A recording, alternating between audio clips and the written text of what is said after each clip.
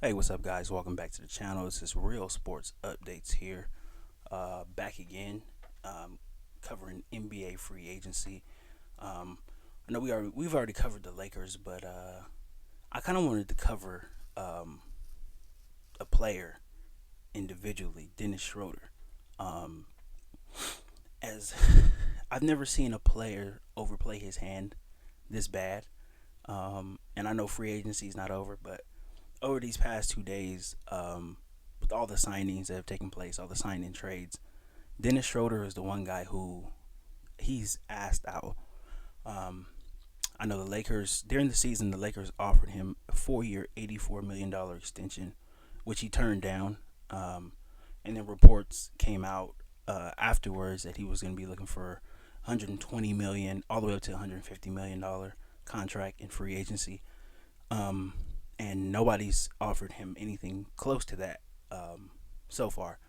With all of the moves that have taken place, all of the transactions that have taken place over the past 48 hours since free agency started, we've seen a lot of teams address their point guard positions. I know the Bulls were rumored to be interested in Dennis Schroeder, and they ended up signing Lonzo Ball to a 4-year, $85 million contract.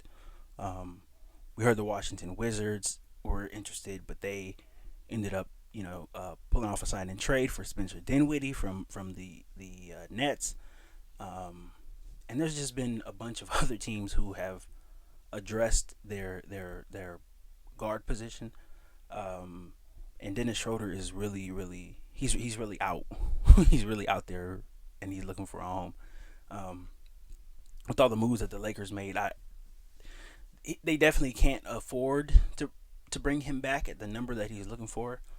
And even if he was willing to play on a veteran minimum, I don't think he would have. I don't think he would be getting the minutes that he would want. So I don't think that he's coming back to LA.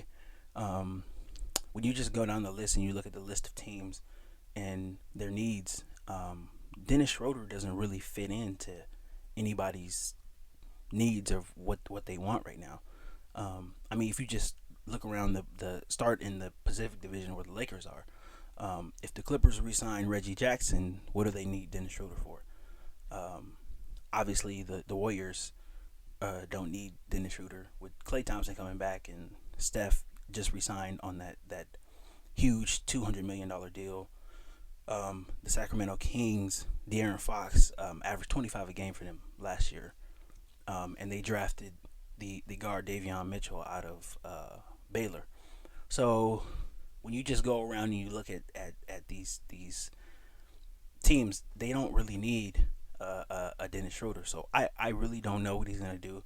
I know for sure he's not gonna receive any money, any of the money that he was looking for. Um, right now, I think his market is a 1 year mid-level exception, which is like 5.5 million. I think that's what his market is. So he essentially overvalued himself by $145 million. I don't know. I really don't know how that happens. If I was him, I would have fired my agent yesterday.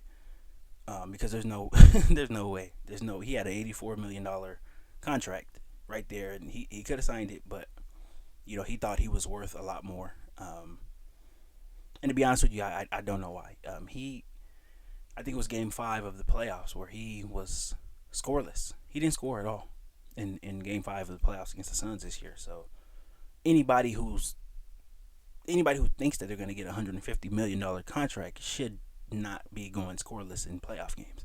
So um, this was just an interesting, very interesting side story to go along with all the moves that all these other teams are making.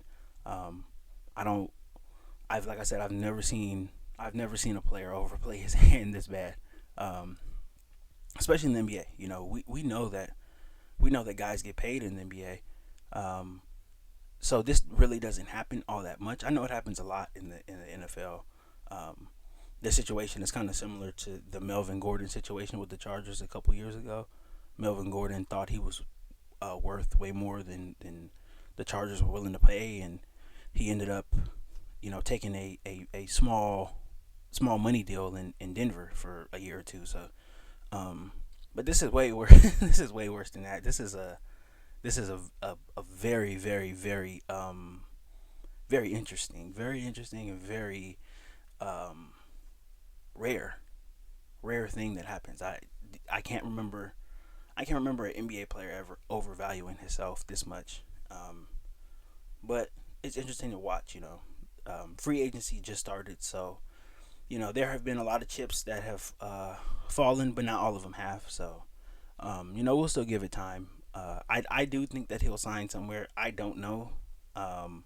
He's probably gonna have to take a bench role. I know he started his career off coming off the bench, and I know he's been really good off the bench as well. So there shouldn't be any shame in that. But I do know that he will not receive any of that money that he was hoping to get. But I do wish him luck. He's a good player. He just made a mistake. But hopefully he'll recover from this.